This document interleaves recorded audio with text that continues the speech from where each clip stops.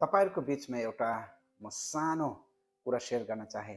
एउटा गाउँमा श्रीमान श्रीमती थिए अनि उनीहरू धेरै गरिब थिए अनि सानो झुप्टीमा उनीहरू बस्दथे। कहिलेकाहीँ त खाना पनि पुग्दैन थियो।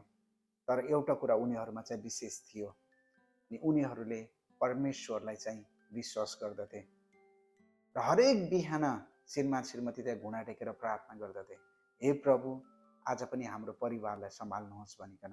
अनि श्रीमान चाहिँ खानेकुरा नभएको कारणले गर्दा दिनभरि काम खोज्दै गाउँ गाउँमा घुम्थे भने, तर धेरै काम खोज्दा खोज्दा उनले कामै पाएका थिएनन्। र एक दिन खाने क्रममा चाहिँ खानेकुराहरू हुँदैन, चामल थोरै मात्रै बाँकी हुन्छ अनि त्यही चामल चाहिँ श्रीमतीले बनाउँछिन्। बनाइसके पछाडि खाना रेडी हुन्छ अनि ढोकामा ढक ढक ढक गरिकन एउटा आवाज आउँछ अनि ढोका खोल्दा एउटा वृद्ध मानिस त्यहाँ उभिएको उनीहरूले देख्दछ। त्यो वृद्ध मानिसले भन्नुहुन्छ, छोरा म 2 दिनदेखि भोको छु, केही खाना दिन सक्छौ? हेर्नुहोस् त। अनि श्रीमान श्रीमतीले एकअर्कालाई हेर्छन्।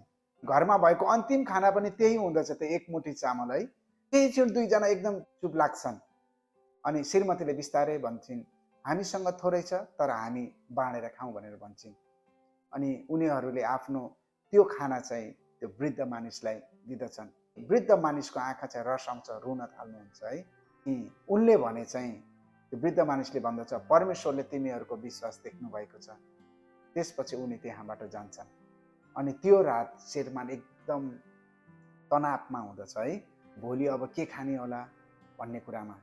अनि श्रीमतीले चाहिँ चिन्ता गर्नु पर्दैन, परमेश्वरले जुटाउनुहुन्छ, परमेश्वरले व्यवस्था गर्नुहुन्छ भनेर भन्छ। किनभने मत्ती 6को 23मा भन्दछ, पहिले परमेश्वरको राज्यको खोजी गर अनि यी सबै कुरा तिमीहरूलाई दिनेछ भनेर।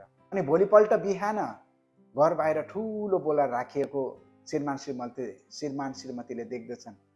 त्यसपछि त्यो बोराभित्र चाहिँ चामल, पिठो, तेल र धेरै खानेकुराहरू भएको त्यहाँ बोराभित्र उनीहरूले देख्दछन्।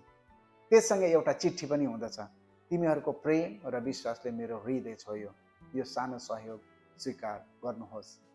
त्यस पछाडि श्रीमान श्रीमतीको आँखा रसाउँछ अनि उनीहरूले घुँडा टेकेर परमेश्वरलाई धन्यवाद दिन्छन्।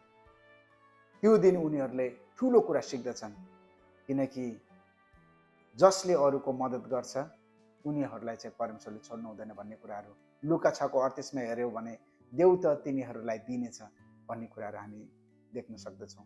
त्यही भएर प्रियहरू, तपाईँ र मेरो जीवनमा पनि त्यस्तो किसिमको समस्या श्रीमान श्रीमतीमा त्यो तनावहरू हुन सक्दछ।